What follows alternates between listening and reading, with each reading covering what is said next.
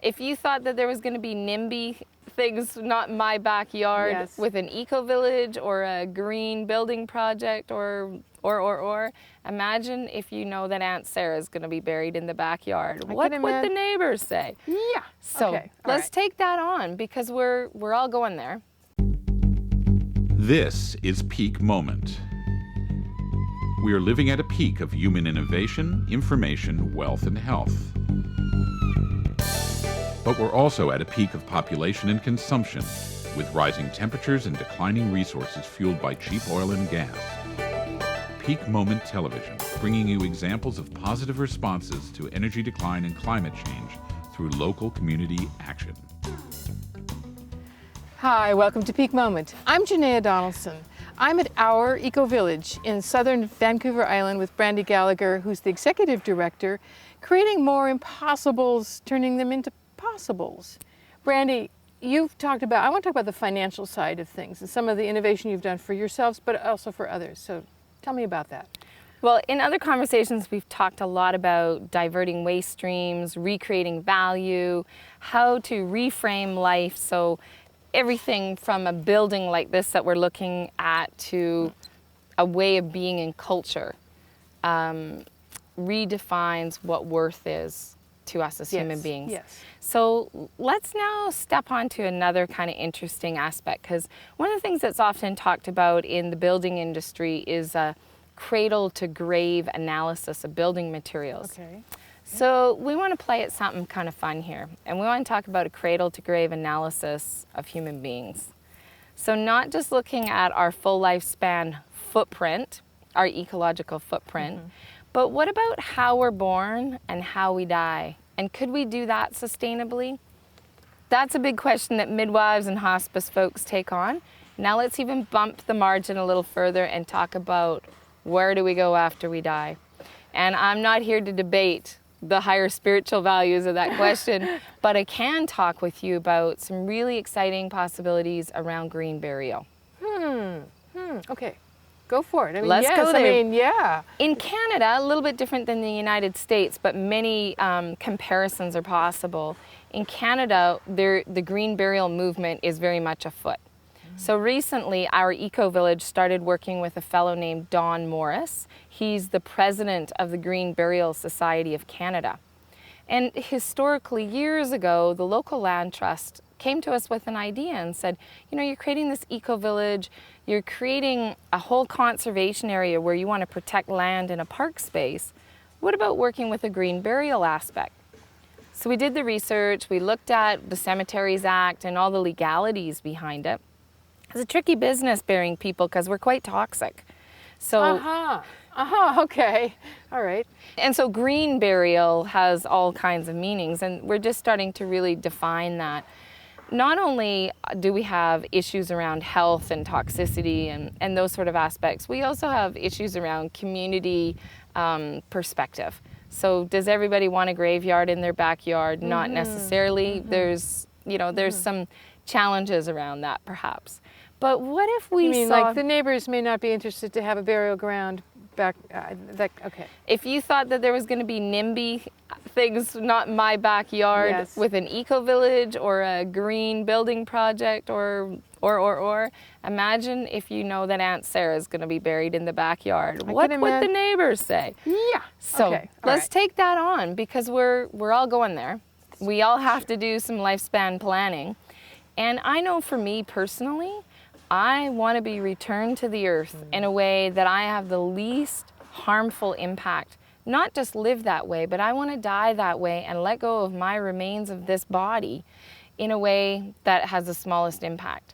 So I'd like to become the fodder or the compost for a beautiful tree that bears fruit that feeds the next generations.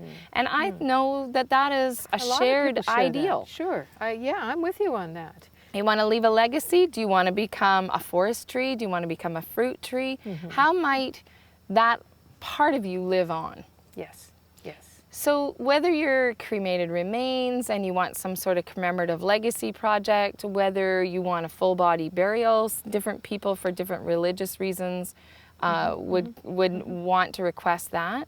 Can you imagine that in British Columbia, we work towards the possibility, and this could be across Canada and North America, that we could actually protect land and come together in ways where, if we're burying ourselves back into the ground anyway, that isn't necessarily being financed through your average funeral home, but we choose to invest ourselves in the spot where we want it to be laid and with our final remains, and the money that would have gone to maybe some other funeral arrangement goes to a local land trust or a national land trust, and that is all very well managed and very ethically and responsibly done.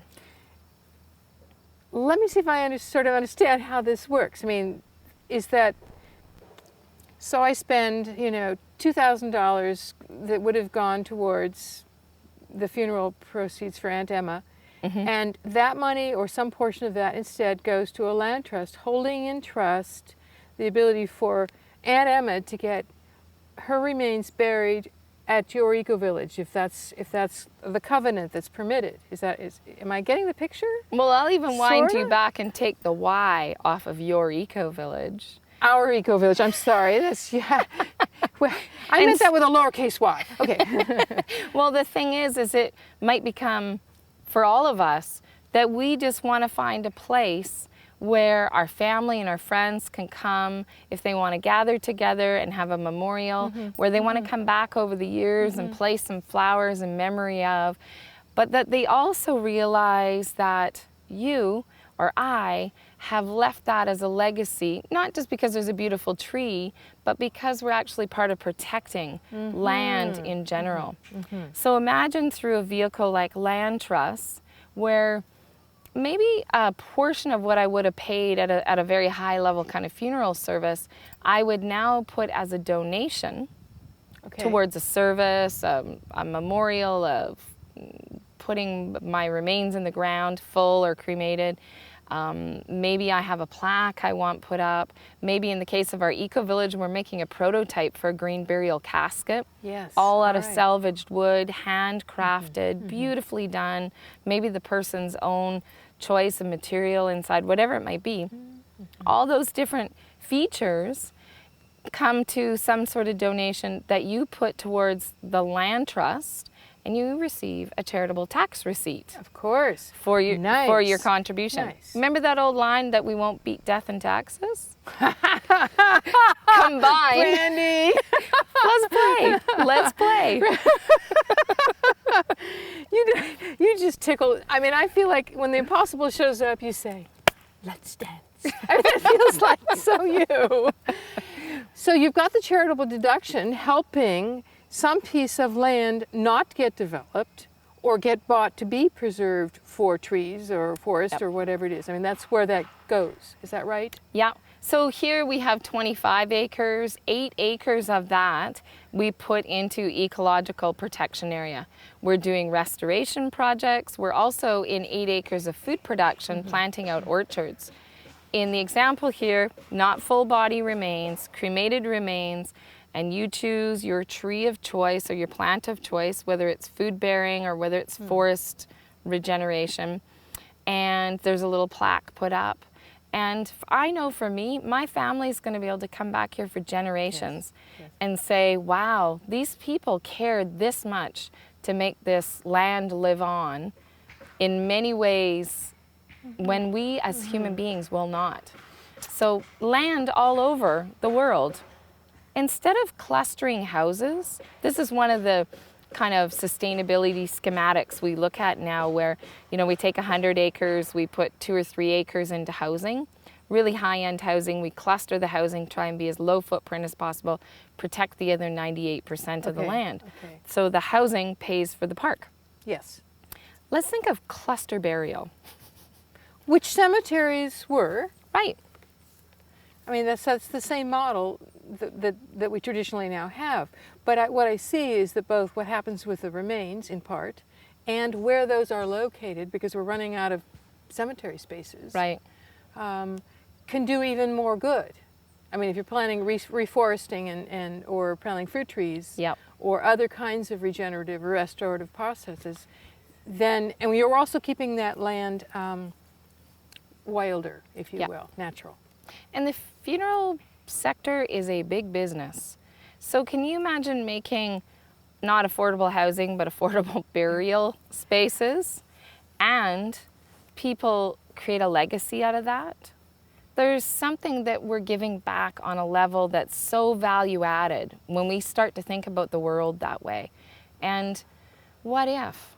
Like, why not have one last amazing gesture? Well, it seems to me, Brandy, that for you personally, as an example, we will have on that plaque something like, she gave her all through her whole life and is still giving. I mean, because that's, to have the cells that you are, you know, in whatever form they are, returned. I mean, dust to dust, here we are, we begin, we end. Yeah. But what the value added isn't just dust to dust, because everyone really does eventually do that. Yep. But you are adding life into that, Right. you know, and restoration into that. So it's an even bigger gift. Yeah. And repair is healing. And so if in our departure we have another act of healing, what higher calling could we be asking? Of course. Of course. Wow.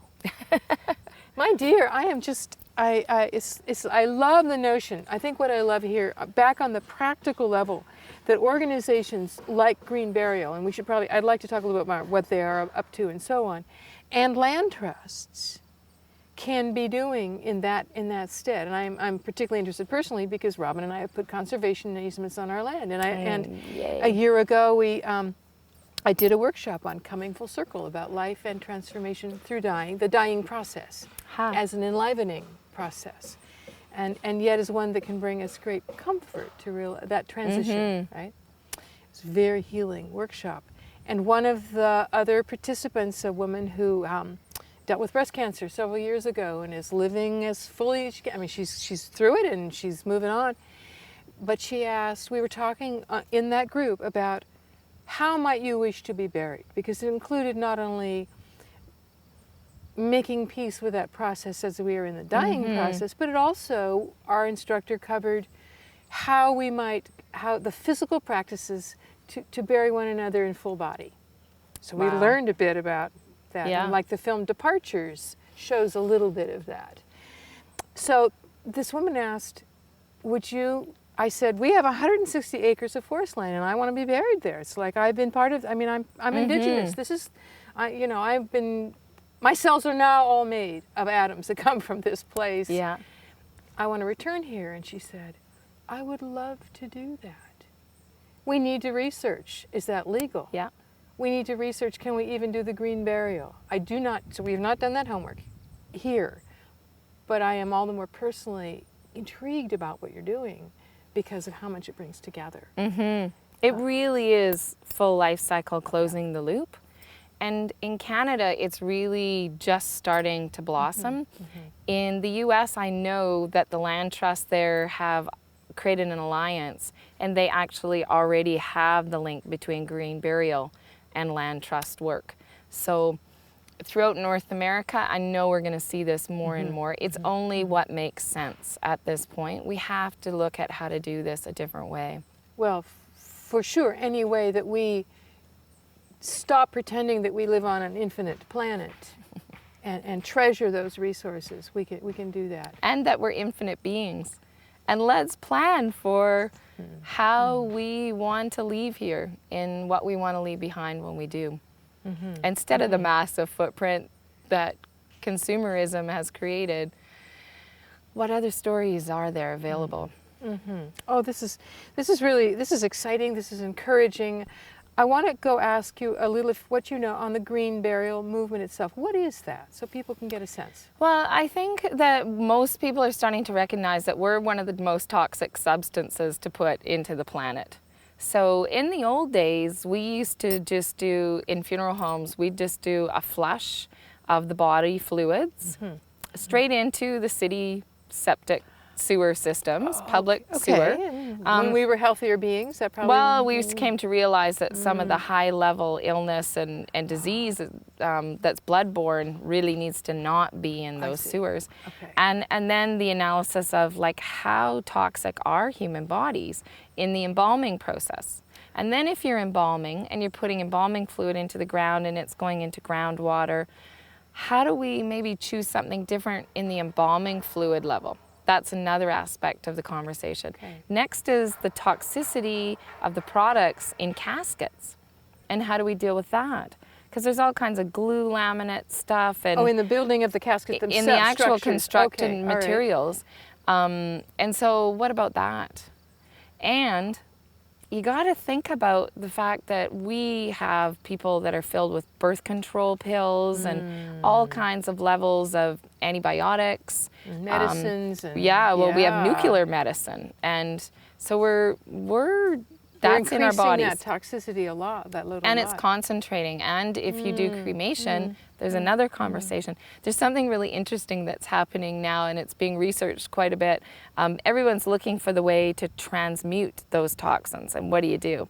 Because there is no way. We can't burn them away. We can't bury them away. So because even cremation is still putting, highly toxic. And a lot of energy used and to a do lot of that. energy used to fire Implosion. that Right. kind of level of heat.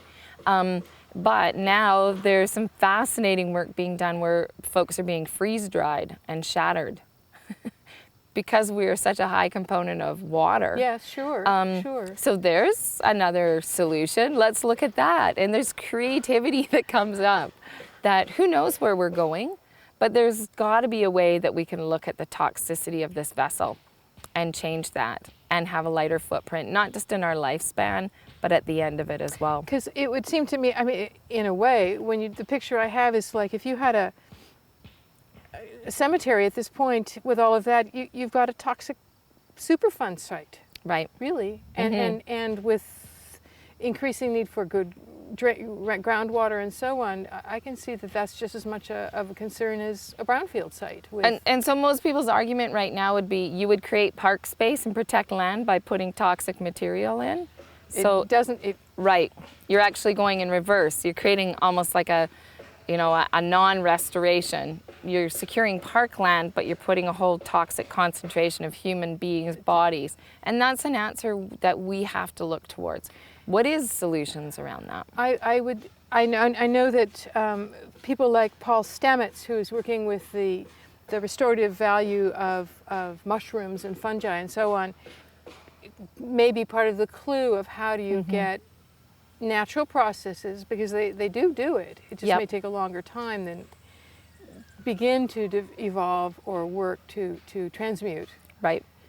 The toxic stuff. That conversation's going on in the green burial movement. So how many ounces of cremated remains does it take to mix with how many ounces of mycelium to get the correct components to do that kind of breakdown? So who knows? And we have to play. We have to go here just because this is what we've created, and we can also change it. The thing what's inside this story that's really exciting to me is nothing is taboo.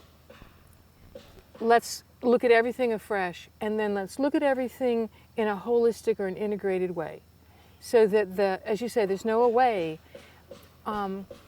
How can we turn all those things around, the industrial processes, how we turn them around to becoming restorative?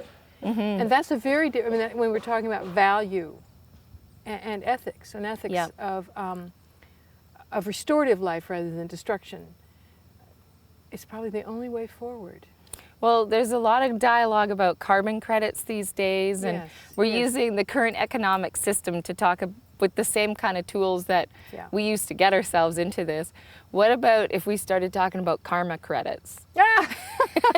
Tell our viewers what karma is. Some of our viewers may never have heard of. What is karma? I think that's a very individual response, and I don't know who wants to take that on, but maybe it's about being who we say we are in the world, and whatever we carry from whatever you believe in as past that we bring into why we're here on the planet, whatever we have as future, whatever your spiritual perspective is, that each of us has a purpose for being here, perhaps. Even if you want to argue anything else, that there's something we can do while we're here.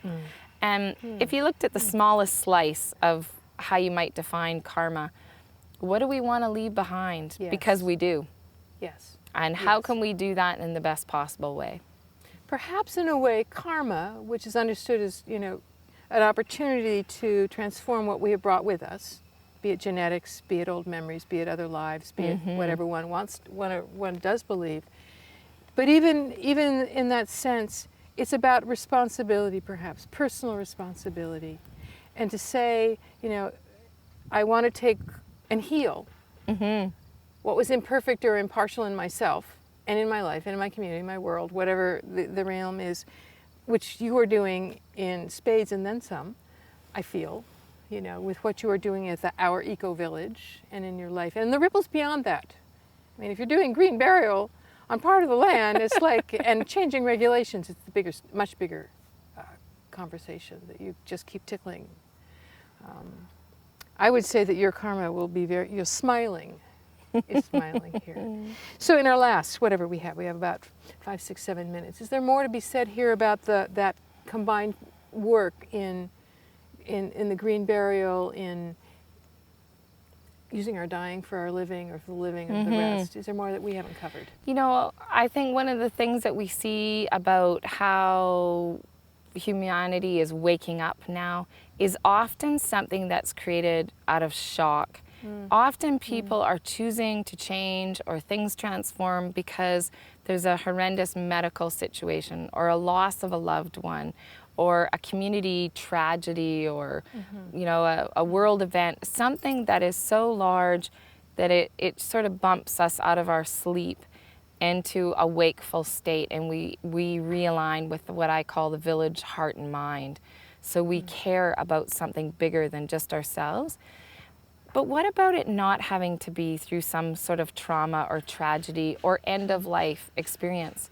And I think that's what green burial is about now. It's why wait to the end to start taking stock of how we lived and what our footprint is? Yes. We can plan for the end of our days when we are young. And we can lay a path and live a life that lends towards that.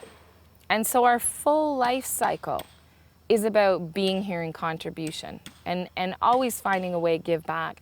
Our level of consumption has been so incredibly high that repair or healing at this point really means being response-able and able to respond on the level where we give back perhaps 3 times more than what we consume. And what about that equation? That's a huge, huge shift. Not only go to zero, if you will, zero impact, but to give back more than you've even used. Yep. That's really reversing the whole story. Yep.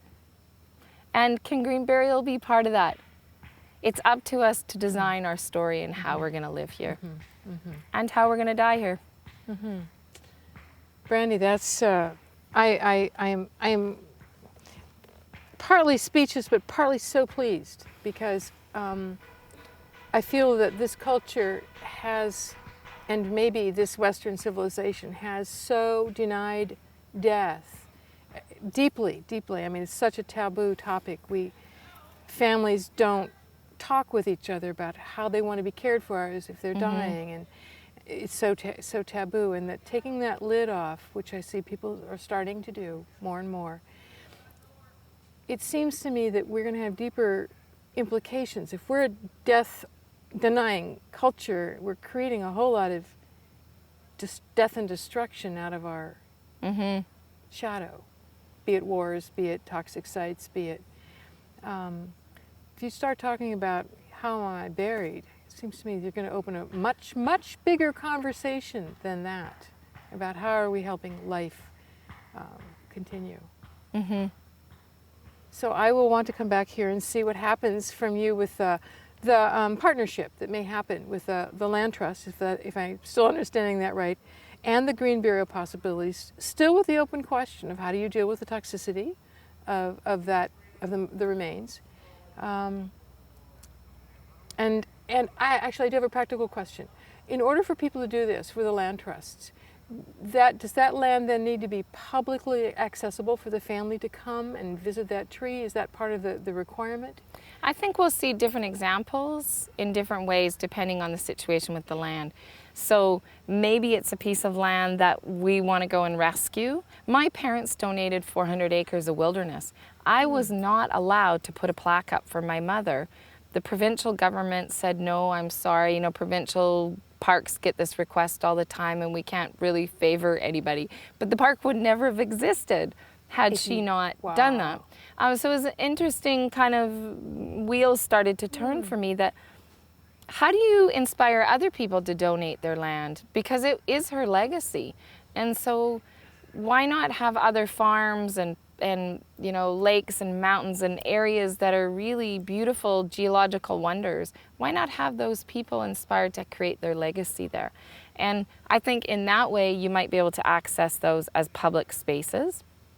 Your private land, for example, you might section off an area that has access that doesn't mean that people are mingling through the rest of the activities happening on the land, or accidentally walking through your, you know, your fields of food or something. But so that it's protected as that, and they can always come there. And likewise at our Ecovillage, we've created a perimeter trail around the path. And a path around the property. And so people can come to their special place, they can spend their time here, they can be with their memories and a history, and they can know that their loved one valued something so highly, and who knows what they then do in their life. Of course, because the ripples will extend. You know, if what you've always known is that your grandmother you visited since you were a child is here at the edge of this forest, you know, it would seem then the totally normal thing is that's what one does. And if you save a tree or a piece of a forest or whatever, and that's where you go back to. And if nothing more, that a child would think, wow, my grandmother's an apple tree, or her favorite quince, or who knows, but that the connection gets made back to food and natural systems and forest and the frog that's on the tree that was planted, which was grandma, but why did grandma pick that tree? And suddenly all these new connections get made. So this really is in so many ways about reconnection. Reconnection of life and death and ourselves and our generations and the world we live in, the natural world we live in, the beings that live there, connecting all the pieces. And the food we eat, and the whatever we take in, and the whatever we let out, and the whatever we leave behind. Thank you. Thank you. You're watching Peak Moment. I'm Janaea Donaldson, and this interesting conversation on green burial, life, death, and promises of interesting things unfolding. You're watching this. Join us again.